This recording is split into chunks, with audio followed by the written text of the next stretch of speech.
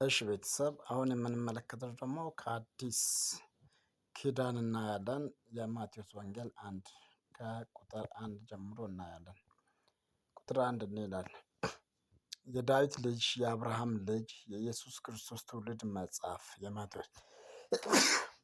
የማቴዎስ ወንጌል ማለት ነው። አብርሃም ይስሐቅን ወለደ፣ ይስሐቅም ያዕቆብን ወለደ፣ ያዕቆብ የይሁዳንና ወንድሞችን ወለደ። ስለ ትውልድ ማለት ነው። ይሁዳም ከትዕማር ፋሬስንና ዛራን ወለደ። ፋሬስም ኤስሮምን ወለደ። ኤስሮምም አራምን ወለደ። አራምም አምናዳብን ወለደ። አምናዳብም ነአሶንን ወለደ። ነአሶንም ሰለሞንን ወለደ።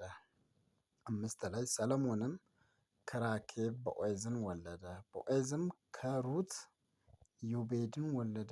ኢዮቤድም እሰይን ወለደ። እሰይም ንጉሥ ዳዊትን ወለደ። ንጉሥ ዳዊትም ከኦርዮ ሚስት ሰሎሞንን ወለደ። ሰሎሞንም ክብሮአምን ወለደ። ክብሮአምን አብያን ወለደ። አብያንም አሳፍን ወለደ። አሳፍም ኢዮሳፍጥን ወለደ። ኢዮሳፍጥም ኢዮራምን ወለደ። ኢዮራምም ዖዝያንን ወለደ።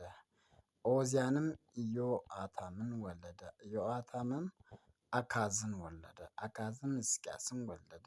ሕዝቅያስም ምናሴን ወለደ። ምናሴም አሞጽን ወለደ። አሞጽም ኢዮስያስን ወለደ።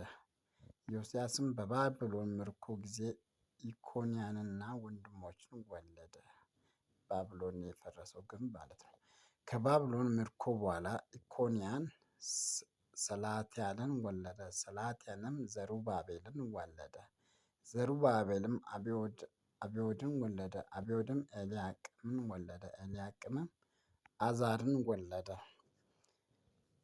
አዛርም ሳዶቅን ወለደ። ሳዶቅም አኪምን ወለደ። አኪምም ኤልኡኤድን ወለደ። ኤልኡኤድም አልዓዛር ወለደ። አልዓዛርም ማታንን ወለደ። ማታንም ያዕቆብን ወለደ። ያዕቆብም ክርስቶስ የተባለውን ኢየሱስን የወለደችውን የማርያምን እጮኛ ዮሴፍን ወለደ። ያዕቆብ ዮሴፍ አባት ማለት ነው። እሺ 17 ላይ እንግዲህ ትውልድ ሁሉ ከአብርሃም እስከ ዳዊት 14 ትውልድ። ስንት ትውልድ? 14 ትውልድ። ከዳዊትም እስከ ባቢሎን ምርኮ 14 ትውልድ። ከባቢሎን ምርኮ እስከ ክርስቶስ 14 ምርኮ 14 ትውልድ ነው። የኢየሱስ ክርስቶስም ልደት እንዲህ ነበር። እናቱ ማርያም ለዮሴፍ በታጨች ጊዜ ሳይገናኙ ከመንፈስ ቅዱስ ጸንሳ ተገኘች። እጮኛዋ ዮሴፍም ጻድቅ ሆኖ ሊገልጣት ስላልወደደ በስውር ሊተዋት አሰበ፣ ድንግል ስለነበረች ማለት ነው። እርሱ ግን ይህን ሲያስብ እነሆ የጌታ መልአክ በሕልም ታየው፣ ስለፈራ ማለት ነው። እንዲህም አለ፣ የዳዊት ልጅ ዮሴፍ ሆይ ከእርሷ የተጸነሰው ከመንፈስ ቅዱስ ነውና እጮኛህን ማርያምን ለመውሰድ አትፍራ። ልጅም ትወልድልሃለች፣ እርሱ ሕዝቡን ከኃጢአትም ያድናቸዋልና ስሙም ኢየሱስ ትለዋለች። በነቢይ ከጌታ ዘንድ እነሆ ድንግል ትጸንሳለች፣ ልጅም ትወልዳለች፣ ስሙንም አማኑኤል ይሉታል የተባለው ይፈጸም ዘንድ ይህ ሁሉ ሆኗል። ትርጓሜም እግዚአብሔር ከእኛ ጋር የሚል ይሆናል። አማኑኤል የሚል ማለት ነው። 23-24 ዮሴፍም ከእንቅልፍ ነቅቶ የጌታ መልአክ እንዳዘዘው አደረገ። እጮኛንም ወሰደ። በእንቅልፍ ነው ያደረገው ማለት ነው። ወሰደ። የበኩር ልጇንም እስክትወልድ ድረስ አላወቃትም።